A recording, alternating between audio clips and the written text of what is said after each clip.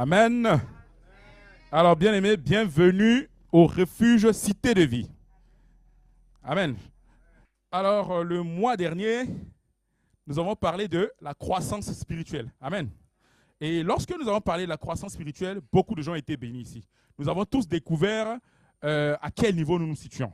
Et à tous les niveaux. Ne pensez pas que c'est parce que celui-là qui prend la parole, on n'est jamais mature, croissance, il n'y a pas de limite. Dans certains domaines de ma vie personnelle, même si j'en parle, moi aussi je suis bébé spirituel.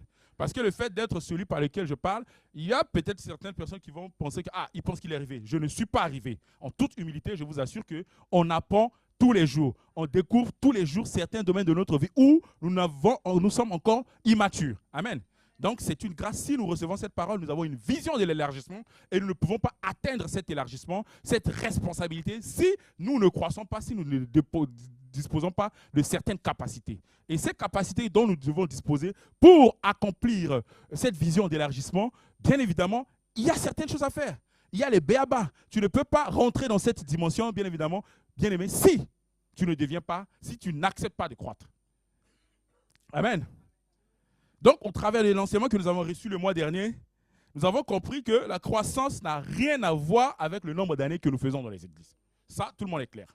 Et lorsque nous venons à Jésus, lorsque nous sommes en Christ, nous sommes tout simplement des nouveau-nés. Et lorsque nous disons nouveau-nés, il y a certaines personnes qui prennent également de façon péjorative. Quand on est, c'est clair que nous sommes un bébé. Et lorsque nous venons en Christ, nous devons accepter, nous devons savoir que notre âge physique n'a rien à voir avec notre âge spirituel. Donc nous devons accepter, dès lors que nous acceptons Seigneur Jésus comme Seigneur et Sauveur, nous devons avoir en conscience que nous sommes bébés spirituels. Tout le monde passe par là. Et là, nous sommes d'accord que la volonté de Dieu, la volonté du Père, ce n'est pas que nous restons bébés. Lorsque nous naissons, qui le Père vous voyez à un bébé et il dit voilà, j'aime tellement mon bébé que lui, je veux même qu'il ait 30 ans, 40 ans, qu'il reste bébé. Ce n'est pas possible. Raison pour laquelle, bien aimé, il y a un cheminement, il y a un processus à faire. Et ce processus nous amène quelque part. Et ce quelque part, ça s'appelle la maturité spirituelle. C'est quoi la maturité spirituelle? Nous allons définir très rapidement. La définition de la maturité est issue du grec akmé, qui signifie point culminant ou maturité. Ce terme évoque le moment le plus intense et le plus élevé d'un processus. Amen. Du latin, ça veut dire du latin maturitas, qui veut dire plein développement ou la perfection. Donc, tu ne peux pas assumer certaines choses, même dans nos travails ou dans nos familles, il y a certaines responsabilités, on ne peut pas te donner lorsqu'on voit que tu as toujours une attitude d'enfant. Amen. Donc, au terme de l'enseignement que nous avons reçu le mois dernier, de la croissance spirituelle, nous avons établi le bilan et chacun, théoriquement, doit connaître un peu sa position. Parce que moi, je connais ma position sur certaines choses. Sur d'autres, je sais que non, j'ai avancé. Donc, tu dois faire ce bilan et de pouvoir te positionner. Parce que Dieu est en train de nous amener quelque part. Imaginez, on te prend, tu es dans une équipe, tu es ouvrier. Et du jour au lendemain, on te met chef. Et tu n'as même pas encore les bonnes bases. Tu n'as pas les connaissances. Franchement, bien aimé, si tu es normal, tu vas refuser le poste. Parce que tu sais que non, je n'ai même pas encore atteint le stade de chef de groupe, chef d'équipe et de manager et on me met boss. Ce n'est pas possible. C'est ce que Dieu est en train de faire pour toi. Il est en train de t'amener quelque part. Et lorsqu'il t'amène quelque part, il veut te donner les outils, il veut te donner les billes. Raison pour laquelle, à la différence qu'il y a, nous avons reçu le mois dernier, la différence qu'il y a entre un enfant physique qui naît, qui a un processus naturel, toi, lorsque tu viens en Christ, tu es bébé spirituel, Dieu a besoin de toi pour que tu puisses faire le pas. C'est-à-dire que tu as un déclenchement, une décision à prendre pour que tu puisses devenir mature, pour que tu puisses déclencher le processus de croissance. Personne ne viendra te toucher, te demander ça. C'est toi personnellement. Oui, c'est vrai que l'environnement peut influencer. La famille peut influencer. D'où tu es peut influencer. Mais toi, tu as la responsabilité de dire que non. Mais je vois mon petit frère qui a 5 ans de moins que moi ou de 10 ans que moi. Le père lui fait confiance, mais à moi, on ne fait pas confiance. Et tu es frustré. Bien aimé, c'est parce que tu continues à agir comme un enfant. C'est pour ça qu'on te saute, on va donner la responsabilité à ton petit frère. Amen. Donc, pour avancer, le thème du mois, nous sommes dans le mois de la maturité spirituelle. Dites avec moi, maturité spirituelle. Maturité spirituelle. La maturité, nous venons de définir. Maintenant, lorsque tu fais le bilan, tu dois te situer quelque part. Nous allons voir la maturité spirituelle dans Hébreux 5, 12.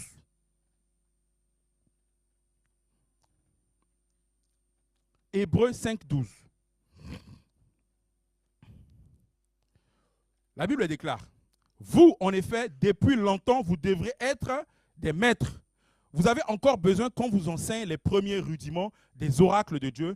Vous en êtes venus à avoir besoin de lait et non d'une nourriture solide. » Bien aimé, c'est choquant. Et c'est même d'une grande tristesse lorsque tu es ancien dans un domaine. Tu travailles quelque part, tu as eu 5 ans, 10 ans d'expérience et tu as un jeune collègue qui arrive et au bout d'1 an, on le responsabilise. Tu vois un peu la frustration. Donc l'apôtre est en train de parler. On peut revenir sur le verset, frère. Il est en train de leur faire cette remarque en leur disant, vous là, normalement vous devrez être expert dans votre domaine. Normalement, vous devez être, on va dire, expérimenté dans ce domaine. Mais qu'est-ce qui s'est passé au point où vous en arrivez, au point où moi, quand je viens, on doit encore vous enseigner les rudiments. Ça revient à ce que je disais tout à l'heure. Je dis tout à l'heure. 10 ans d'expérience et celui qui a 1 an, on vient, on te dit non, il est ton responsable et tu boudes. Bien aimé, c'est parce que tu ne t'es pas développé. Tu ne prends pas les choses au sérieux. Tu viens tout simplement, tu ne prends pas les choses au sérieux tout simplement. Une vidéo que les gens voient beaucoup. Quelle humiliation! Quelle humiliation! Mais bien aimé, personne ne cherche à t'humilier.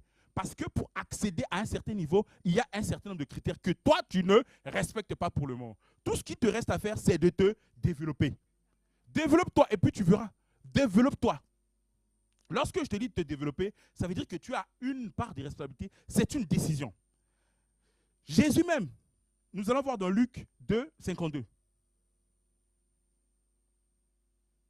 Luc 2, 52.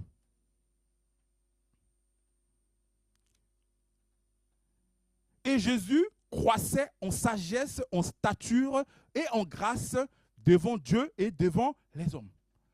Cela veut dire que c'est une fausse interprétation. Lorsque je dis que nous avons l'habitude de dire que non, tout se passe dans mon cœur. Je connais mon Dieu. Mon Dieu connaît mon cœur.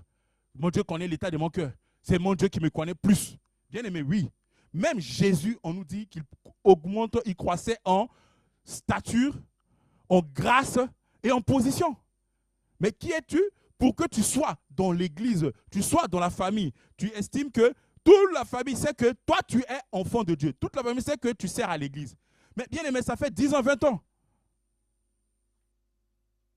Mais dans la famille, eux, ils savent qui tu es. Tu n'as pas changé. C'est le même qui était colérique qui reste jusqu'à maintenant. C'est le même toi qui était dans la médisance qui reste jusqu'à maintenant. Tu n'as pas changé. Donc, dès lors que tu vois, tu as du mal à attirer des gens. Et bien aimé, tu as du mal à attirer les gens parce que les gens, ils te connaissent.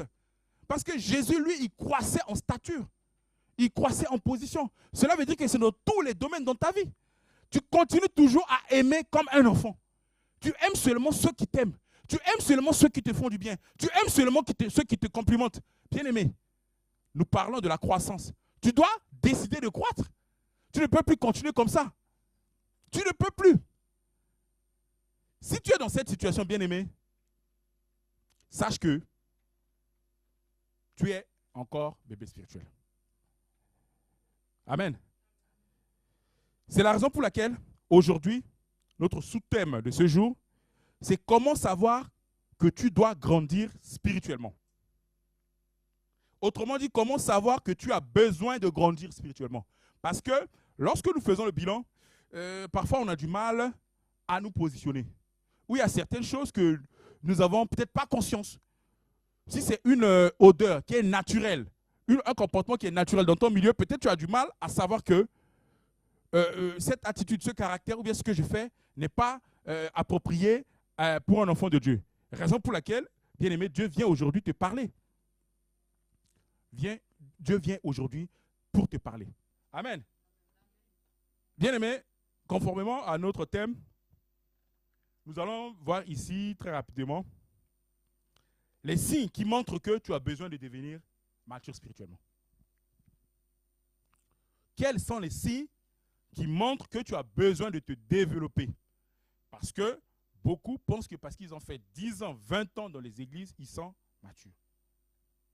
Il n'y a aucun lien. Tu peux voir quelqu'un servir dans les églises et ne pas être mature spirituellement. Donc, à ce niveau, aujourd'hui, nous allons surtout poser le diagnostic. Amen. Nous allons tout simplement chercher à voir quels sont les signes qui montrent que je pense que je suis mature, mais en réalité, j'ai encore tel caractère, tel comportement. Cela veut dire que je dois encore travailler pour que je puisse déclencher le processus de croissance et devenir mature. Amen. Le premier point, c'est l'état de la stabilité de la foi. Un bébé spirituel est instable par principe dans la foi. C'est une personne que tu verras dans l'église qui est zélée, mais vraiment zélée. Mais du jour au lendemain, pour une raison quelconque, il peut s'agir d'une reproche faite soit par le pasteur, soit par un frère de l'église, mais la personne ne comprend pas qu'on puisse lui faire cette remarque, cette reproche. Et l'instabilité de la foi, c'est surtout, tu verras chez des personnes de l'église qui, d'un moment à l'autre, il est dans les ailes, comme j'ai dit tout à l'heure, mais du jour au lendemain, il commence à se poser des questions. Il commence à se poser des questions sur la véracité de la réalité de la parole de Dieu. Est-ce qu'il existait même? Ça fait longtemps, je le sais, mais il y a quelque chose qui ne va pas. Mais j'ai vu une vidéo là-bas sur Internet où il y a une personne qui fait des démonstrations scientifiques pour dire que Dieu n'existe pas. Quand tu as quelqu'un qui est instable comme ça dans sa foi, bien-aimé, si tu es dans l'église depuis des années et que par moment tu te poses cette question, bien-aimé, je t'informe qu'il y a une instabilité dans ta foi et c'est l'un des signes qui montre que tu as besoin de te développer spirituellement. Parce que il y a une évidence qu'on ne peut pas venir te changer. Lorsque moi, je suis un garçon, un homme, tu viens me poser la question de savoir est-ce que je suis homme et je me tourne à côté, je pose la question à quelqu'un. On me pose cette question, est-ce que vraiment je suis homme? Est-ce que je suis femme? Ça veut dire que quelque chose ne va pas. Tu dois avoir cette stabilité dans la foi qui t'amène à ce que ce n'est même pas une question que tu dois te poser. Ce n'est même pas une question. Lorsque tu as une personne qui a, comment on appelle ça, cette instabilité, dis-toi que cette personne a besoin véritablement de développer et de grandir spirituellement. Lorsque tu as cette vie de la foi en dents de scie, tu as cette vie dans la foi qui monte et qui descend, et tu continues pendant 10 ans, 20 ans de les aiguilles, et puis tu te poses cette question, bien-aimé, tu as besoin de te développer. Parce que ce n'est pas normal que tu puisses servir ce Dieu qui est tellement véritable et palpable, et puis tu continues encore à te poser cette question. Ce n'est pas, comment on appelle ça, pour te juger, mais c'est un signe qui montre que tu as besoin de travailler pour devenir stable dans ta foi. On peut voir également un autre signe, c'est le refus de changement. Lorsque tu vois un enfant, il est difficile à un enfant de changer. Et le refus de changement, je le vois. Actuellement, nous avons à la maison mes nièces. Mais je n'ai pas eu de difficulté à comprendre véritablement parce que je vois seulement notre vécu à la maison actuellement et leur attitude. Mais je comprends tout facilement. Je dis, mais c'est des enfants. Tu vas lui dire la même chose 10 fois dans la journée. Peut-être c'est parce que je ne compte pas. Et à chaque fois, il te dit, d'accord, mais dès lors que tu te tournes, il fait la même chose. Mais en fin de compte, je me suis dit, non, mais Dieu est en train de me parler. Au travers de ça, un enfant a de la difficulté à changer. Ce n'est pas parce que tu viens lui dire que ce que tu fais est dangereux qu'il a conscience de ça. Non, il va retourner, ça reste un enfant. Et lorsque quelqu'un à côté veut parler pour dire, non, vous faites ça, je dis, mais ça reste des enfants, tu vas parler fatigué, laisse-les faire seulement. Parce que ça ne sert à rien, tu répètes la même chose. Ce que nous faisons, et lorsque tu vois les grands, effectivement, ils étaient comme ça. Peut-être même pire. Mais aujourd'hui, ce sont elles qui deviennent sages, qui crient sur leurs petites soeurs pour dire non, pourquoi tu fais ça? Et moi, ça me parce que je les ai tous vus grandir. Ça veut dire que chacun a son étape selon son époque. Donc, si tu as des difficultés à refuser de changer, lorsque on te donne des conseils, lorsqu'on te dit de te réajuster et que tu as du mal, tu prends ça de façon péjorative, tu es frustré, bien-aimé, bienvenue dans le club des immatures. C'est un signe qui montre que tu as besoin de travailler. Parce qu'un enfant, je l'ai dit, il est difficile qu'il change. Ce n'est pas possible. Il faut lui laisser le temps. Tu peux juste l'éduquer, tu lui parles. Mais il faut être patient. Mais un adulte est capable de se remettre en question. Un adulte est capable de dire, ah, mon comportement, j'avais fait telle chose hier, je sens que j'ai mal agi. Je vais aller parler à mon frère. Un adulte a cette capacité de se remettre en question. J'avais fait tel geste, j'étais immature, je n'avais pas compris. Mais je pense qu'il faut que je change. Vous imaginez un enfant à qui, lui, il est tout simplement content lorsque tu lui donnes la pizza chaque jour, il n'a pas de problème. McDo. Ça lui plaît. Mais lorsqu'on devient responsable, on choisit même. Il y a des choses qu'on aimait beaucoup avant. Je dis, moi, je ne mange plus ça. Tu vois? Un adulte, il a la capacité de dire, moi, je ne mange plus ça. Je ne fais plus ça. Mais un enfant, c'est la même chose. Donc, bien aimé, si tu es dans l'église, tu as du mal à te réajuster, malgré les conseils, malgré les enseignements, cela montre que, véritablement, tu es à ce stade, tu as besoin de te développer spirituellement. Un autre signe, paraître. L'enfant est plus dans le paraître que dans l'être.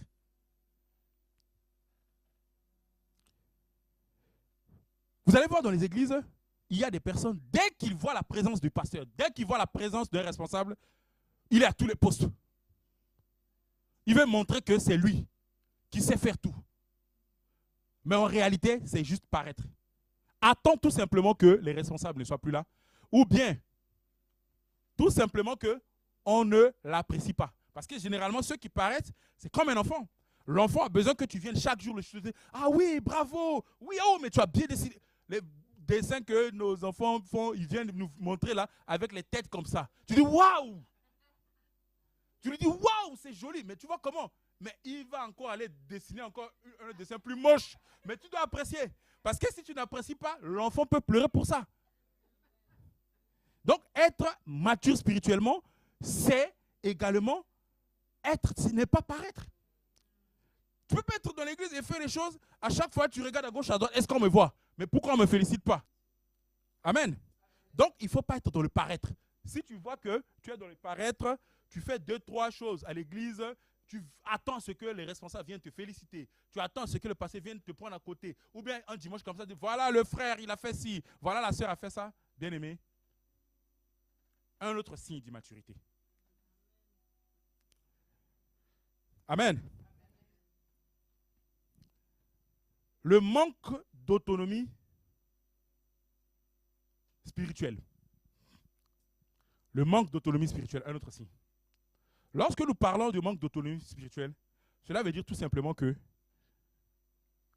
c'est cette personne-là qui pense que c'est juste la prière des autres ou bien du pasteur ou des responsables qui sont meilleurs que les siennes. Alors que toi aussi, tu es enfant de Dieu. Je t'assure, tu te sous-estimes. Tu peux imposer les mains aux gens. Tu peux prier pour ta maman, tu peux prier pour ta vie.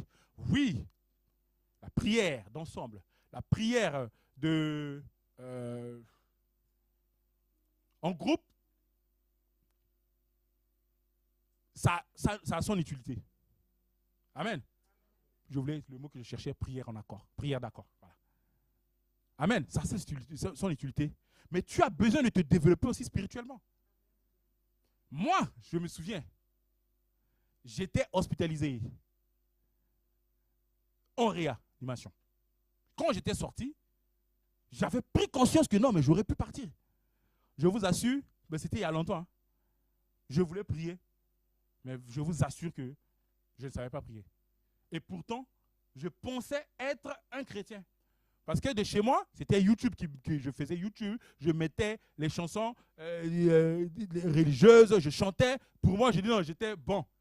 Ben vous savez quoi? Lorsque j'étais en hospitalisation, il n'y a pas de connexion Internet dans je pense que le service de Réa, c'était au sous-sol, -4 ou -5, je ne sais pas. Donc, il n'y avait pas de réseau. Donc, je vais sur YouTube pour chercher les prières que je prends souvent pour écouter. Les chansons pour écouter là. Bien aimé, c'était bouquet. Il n'y avait rien. Mais le service de réanimation, il y a quelle connexion là-bas? Parce que j'étais sorti du coma. Après, on me gardait là-bas. Donc, j'étais conscient, je voulais prier. Je sentais le besoin de prier. Mais comment on prie là? Comment on fait là? Je tournais en rond. Je fais YouTube, je fais le téléphone comme ça pour que ça capte le réseau. Nada. C'est ce jour-là. J'avais pris la décision, j'ai dit, si je sors, je dois commencer à développer la prière. Parce que je peux me retrouver dans des situations où j'aurai besoin de prière. Regarde, qu'est-ce que je dis? Qu'est-ce que je fais? Aucune idée. Bien aimé, lorsque Dieu vient te parler de cette manière, c'est pour ton bien. Lorsque nous irions au refuge, notre ADN, c'est la parole de Dieu. On nous accompagne à être autonomes, à faire une vraie rencontre avec Christ. C'est une vérité. Et c'est la vision. C'est très bien pour toi de faire une véritable connaissance avec Christ, de te développer de façon spirituelle, pour que tu sois autonome spirituel. Un jour, tu seras dans une situation où tu vas appeler le pasteur ou bien tu vas appeler un frère pour prier pour toi au téléphone, parce que de nos jours, là, ça nous facilite les choses. Mais il n'y aura pas le réseau, hein, comme pour moi. Là. Il n'y aura pas le réseau. Le jour où il n'y aura pas le réseau, il n'y aura pas le Wi-Fi, mais tu es bloqué. Amen. Un autre signe, regarde à ton caractère. Ton caractère, bien-aimé. Depuis que tu es né de nouveau, depuis que tu es devenu chrétien, depuis que tu sers à l'église, est-ce que tu as fait le bilan de ton caractère? Qu'est-ce qu'on dit de toi dans ta famille? On n'aime pas souvent écouter les vérités. Au lieu que nous soyons le canal par lequel nos familles viennent en Christ, notre comportement font à ce que certaines personnes refusent catégoriquement même. Parce qu'ils trouvent même que tu étais mieux lorsque tu n'étais pas en Christ. Est-ce que c'est normal? Nos caractères. Quand je parle du caractère, bien évidemment, nous sommes dans la croissance spirituelle où nous allons développer. Nous sommes maintenant dans le monde de la maturité spirituelle. Donc, tu es aspiré à devenir mature spirituel. Tu n'as pas le choix. Tu n'as pas le choix. Tu es condamné même à devenir mature. Si tu veux rentrer, devenir héritier et rentrer véritablement en possession de ce que Dieu a disposé pour toi, c'est comme je dis, on ne peut pas donner une responsabilité à un enfant. Donc, un enfant a un caractère d'enfant. Mais toi, tu ne peux pas avoir vingtaine, trentaine, quarantaine révolus et avoir le comportement d'un enfant. Un enfant, un fils est un enfant, mais un enfant n'est pas un fils. Aussi bien que l'enfant et le fils, tous les deux ont la nature du père. Mais ce qui différencie l'enfant de fils ou d'adulte, c'est le caractère. Il y a une attitude, il y a un charisme. Même lorsque tu veux manger, tu manges, ça tombe tout sur toi là. Quand tu es bébé, on comprend. Mais imagine-toi, tu manges et puis tu mets le bavoir, je ne sais pas. Il y a des choses de l'enfant. Il y a des caractères qui sont véritablement de l'enfant. Tu vas voir que quelqu'un, il est à l'église. Les enseignements, les conseils, on lui donne. C'est pour que nous soyons lumière dans les ténèbres. C'est pour que nous soyons de sel dans le monde. Mais tu ne peux pas être dans l'église pendant des années et rester le même. Je suis désolé, mon frère. Je suis désolé, ma soeur. Tu dois te revoir. Tu dois reconsidérer ta position. La différence qu'il y a entre un enfant et un fils, c'est le caractère. L'enfant et le fils, tous les deux sont les enfants de Dieu. Tous les deux ont la nature du Père. Ils ont l'ADN du Père. Mais la différence qu'il y a entre celui qui reste enfant et celui qui est déjà mature, c'est le caractère. C'est le comportement. Tu ne peux plus continuer avec ce comportement. Je suis désolé. Tu ne peux pas prétendre être en Christ durant toutes ces années et rien n'a changé. Ils sont partis où? Les fruits de l'esprit. Galates 5, 22. On doit voir le fruit. Chrétien, ressembler à Christ. Vivre comme Christ. À tous les points de vue. Le fruit de l'esprit, c'est quoi? c'est l'amour. C'est la paix. C'est la joie. Mais où est ta joie? Où est ta paix? Où est cet amour-là? Et ce n'est pas un amour qui est conditionné par les choses de ce monde. Parce que lorsque nous parlons de l'amour, humainement, ce n'est pas l'amour de Dieu. L'amour de Dieu, c'est l'amour agapao. C'est l'amour qui pardonne, qui surpasse la faute des autres. Mais le fruit de l'esprit, c'est l'amour, la joie, la paix, la patience, la bonté, la bénignité, la fidélité, la douceur, la tempérance. Avance aussi 23. La loi n'est pas contre ces choses. Est-ce que tu es tempérant vis-à-vis des autres? Est-ce que tu as la patience? Bien aimé, Dieu t'a fait grâce. Dieu t'a fait grâce. C'est une grâce si toi, tu as atteint un certain niveau de maturité. Sois patient avec les autres. Parce que si tu regardes ton passé, toi aussi, si tu étais... Aujourd'hui, tu dois également être patient vis-à-vis des autres. Il y a des personnes qui ont des difficultés relationnelles. Moi, j'ai l'habitude de dire, même un fou, moi, je peux vivre avec. Sans problème. Je sais faire la part des choses. Je sais avoir compassion. Je sais voir derrière tel caractère qu'il y a une souffrance. Et au lieu que je te blâme, je vais tout juste prier pour toi pour que Dieu puisse te sauver. Parce qu'il y a des gens qui ont de ces caractères, mais si tu vois humainement, je t'assure, tu ne peux pas. Il faut avoir véritablement l'amour agapao. Sinon, ce n'est pas possible. Mais si tu fais cette erreur de ne pas développer cet amour, de ne pas développer la tempérance et la patience vis-à-vis de cette personne, bien aimé, je t'informe que tu n'es pas différent de la personne. Vous êtes pareil. Vous êtes pareil. Amen. Donc, le caractère, lorsque nous avons dans nos familles, dans notre église, dans notre travail, peu importe, nous avons des gens qui ont des caractères, qui nous connaissent. Et quand tu vois, tu sais que lui, il ne connaît pas encore Dieu. Toi, tu te dis, je pèse bien mes mots, tu te dis enfant de Dieu. Tu te dis adulte. Donc, tu es censé comprendre l'enfant dont j'ai donné l'exemple tout à l'heure, qui, à moindre chose, retourne. Il fait les mêmes choses. Je vais la haïr, mais c'est un enfant. Elle ne comprend rien. Au contraire, je vais la voir avec amour et patience. Je sais que l'enfant là qui va grandir, elle sera un peu comme ses grandes sœurs qui lui parlent maintenant. Elle va parler aussi à d'autres enfants. Donc, bien aimés, nous devons travailler sur nos caractères. Nous devons être un canal de bénédiction dans nos familles, dans nos entreprises. Tu ne peux pas être celui-là qui sert à l'église, qui vient tout le temps. Et lorsque tu es quelque part, les gens sont quelque part, et dès que tu arrives, les gens sont mal à l'aise. Parce que tu dégages quelque chose. Parce que le caractère que tu as, le monde spirituel est réel. Hein? Ce n'est pas parce que tu ne vas pas chez les féticheurs, tu ne vas pas chez les praticiens, chez les, je sais pas, les magiciens, que tu ne pratiques pas. Lorsque tu ne fais pas la volonté de Dieu, tu fais la volonté du monde des ténèbres. Et tous les caractères que tu vois là, regarde ça toi-même. Ça vient d'où? Ça vient de quelque part. Ça ne sort pas de nulle part. Détrompe-toi. Donc, laisse les autres qui sont encore au stade d'enfant et qui ne connaissent pas encore Dieu faire certaines choses. Et je vais aller loin. Il y a d'autres qui ont peur de l'humiliation.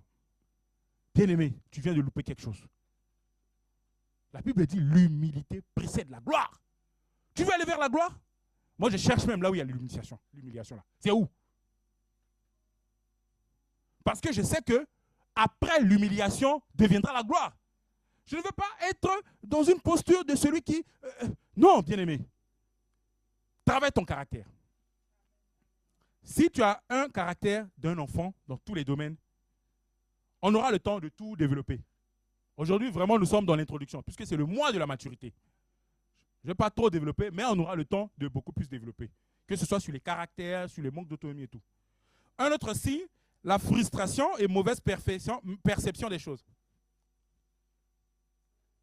Je l'ai dit un peu plus haut. L'enfant est frustré lorsqu'il ne reçoit pas de félicitations. Il suffit de lui faire des reproches, il va vouloir tout abandonner. Et ça se voit également dans les églises. C'est un peu ce que j'ai dit tout à l'heure. La personne est zélée. Pour lui parler, il faut réfléchir 10 fois à trouver les mots. Parce que derrière chaque mot que tu vas lui dire, il y aura une interprétation. Il y aura une autre perception. On te dit juste, voilà, tu as fait tel. essaie de réajuster pour faire mieux. Mais ça va devenir même un sujet de thèse. De la manière la personne va développer, à interpréter, à trouver d'autres interprétations, d'autres perceptions. Frustration. Ah, je ne peux pas venir, je suis malade. C'est parce qu'il est frustré. On lui a fait la remarque. Un enfant n'aime pas qu'on dise quelque chose qui va à l'encontre de ce qu'il... Il veut qu'on lui dise tout simplement les choses qui lui plaisent à son âme. Et c'est là, tu vas voir, ces personnes qui sont généralement frustrées vont se ressourcer de nos jours avec les réseaux sociaux. Les thèmes. Et tu vas voir que c'est ces personnes qui ne sont pas capables de savoir que le pain quotidien qu'on me donne dans mon église est une, comment on appelle ça, est une source que mon Dieu, il connaît mes besoins, il passe par mes serviteurs, pardon, mes responsables, mes bergères pour me nourrir spirituellement. Il dit non, sûrement on lui a parlé de moi, sûrement on lui a fait ci. Mais non, bien-aimé. Non. Lorsque à l'église on te parle, on te fait des reproches, c'est pour que tu deviennes une meilleure version de toi. C'est pour que tu sois véritablement cette personne mature. Ce que tu demandes tout le temps. Parce que tous ces critères-là, tu peux avoir quelqu'un qui a tous ces caractères que je viens de citer et d'autres qui ont juste certains et pas d'autres. J'ai parlé tout à l'heure de l'autonomie spirituelle. Mais comment est-ce que tu peux, si tu aspires, tu dis non, je vais guérir les malades. Mais si tu as moins de choses, tu es frustré. Le Saint-Esprit ne peut pas cohabiter avec certaines choses. Hein, je suis désolé. Certains caractères, certains comportements, ce n'est pas possible. Il faut que tu sois perméable. Il faut que tu sois disposé à accepter Christ, à le recevoir, à le laisser grandir en toi. Et il faut que tu puisses accepter qu'on te fasse des reproches. Frustration en une seconde. C'est vraiment l'un des grands signes de l'immaturité spirituelle. Donc, si tu as cette frustration, moindre chose, bien aimé, il faut savoir que tu as besoin de te développer spirituellement. La reconnaissance de la valeur des choses. Un autre signe. Parce que l'enfant ne connaît pas la valeur des choses. Bien aimé, tu peux avoir ton iPhone 20, iPhone 50, l'enfant est capable de jouer avec ça. Il peut prendre ça, s'il est en train de prendre beaucoup de jouets, mettre dans l'eau et sortir, il peut prendre aussi ton iPhone et mettre dans l'eau et le sortir. Parce que l'enfant n'a pas conscience de la valeur de cette chose. Amen. Est-ce que nous comprenons? L'enfant n'a pas conscience de la valeur des choses. Et sur le plan spirituel, le matériel, ce n'est pas iPhone dont je parle. Mais c'est le pain spirituel qu'on te donne. Tu veux qu'on te dise tout simplement, il y a des choses. Il y a des passages, bien aimé, si tu n'es pas mature spirituellement, nous l'avons compris la semaine dernière, tu ne peux pas devenir héritier si tu restes au stade de lait. Lorsque nous crions dans les églises, je serai la tête et non la queue, ça ne te concerne pas si tu n'es pas mature. Tu ne seras pas la tête. Je suis désolé de te dire ça. Parce que ça peut être peut-être ta capture d'écran de ce matin. Je suis désolé de te dire qu'il faut croître spirituellement.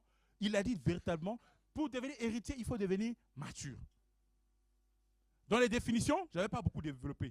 Petite parenthèse. J'ai découvert, c'est une découverte, je n'aurais pas honte, maturité. C'est l'équivalent, de la même manière ici en France, c'est le diplôme qui sanctionne la terminale, c'est le baccalauréat.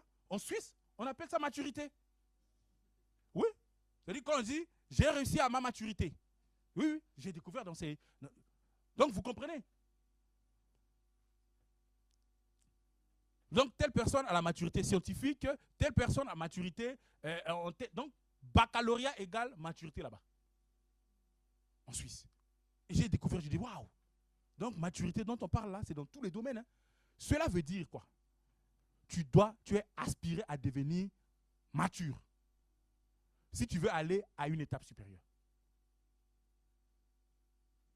Je ne serai jamais la queue, je suis la tête. Ça ne te concerne pas, mon vieux, si tu n'es pas mature.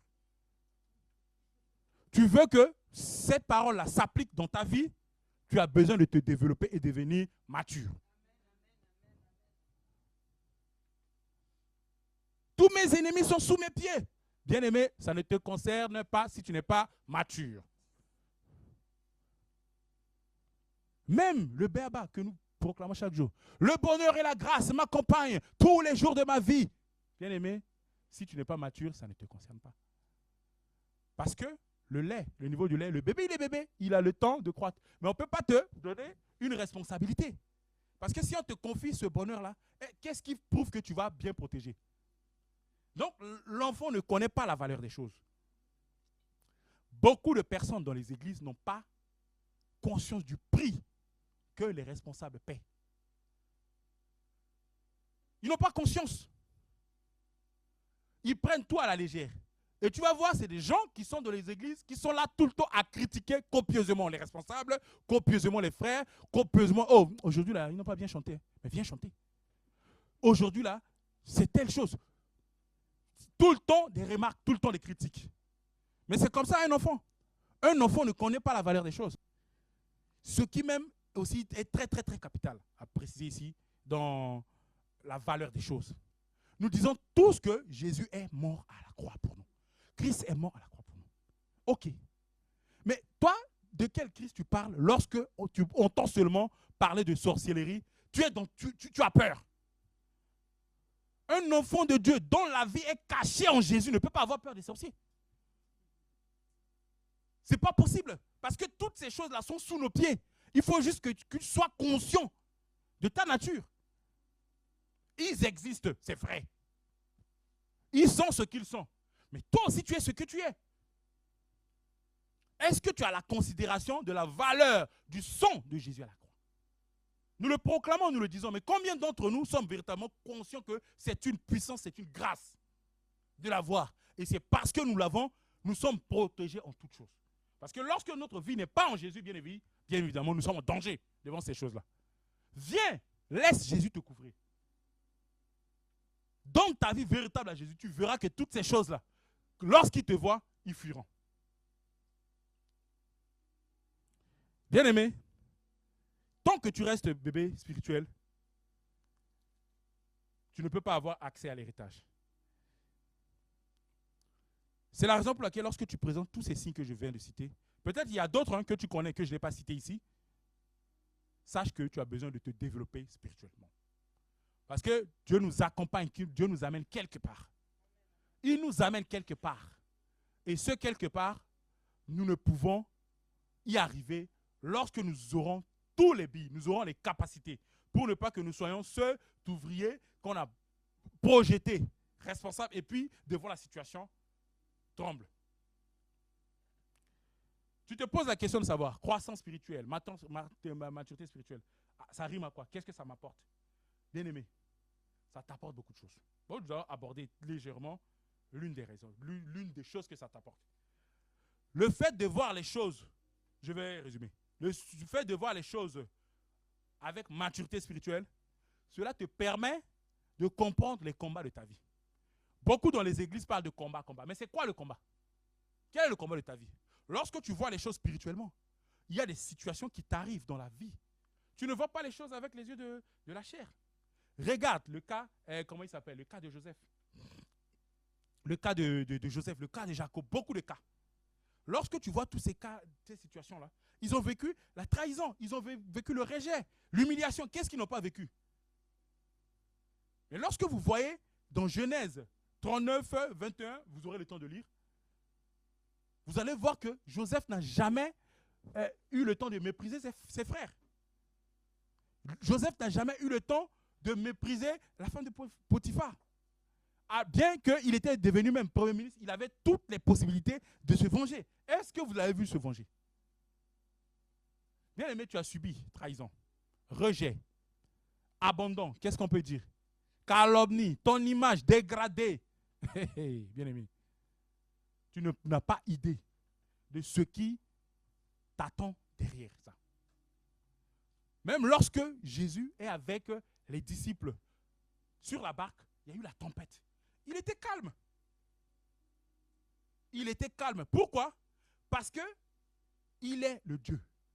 Ce n'est pas cette tempête-là qui vont venir lui faire quelque chose. Lui, c'est rien. Mais ce sont les disciples autour qui étaient en panique. Lorsque tu vois la vie à la lumière de la parole de Dieu, tu verras que ta vie change drastiquement. Lorsque je dis ta vie change, mais véritablement ta vie change. Tu ne seras plus dans les lamentations.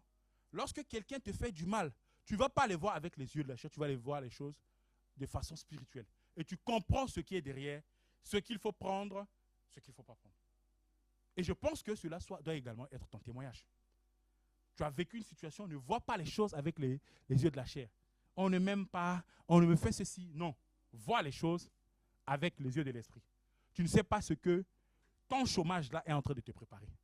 Tu ne sais pas ce que ta séparation avec ton ami là peut t'apporter. Tu ne sais pas ce que ta séparation avec les frères là. Mais la seule chose que tu ne dois pas faire, c'est de développer l'animosité, la haine ou la rancune vis-à-vis de ces gens.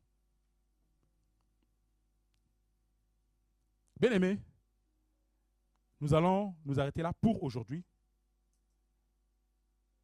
Et nous allons nous tenir debout.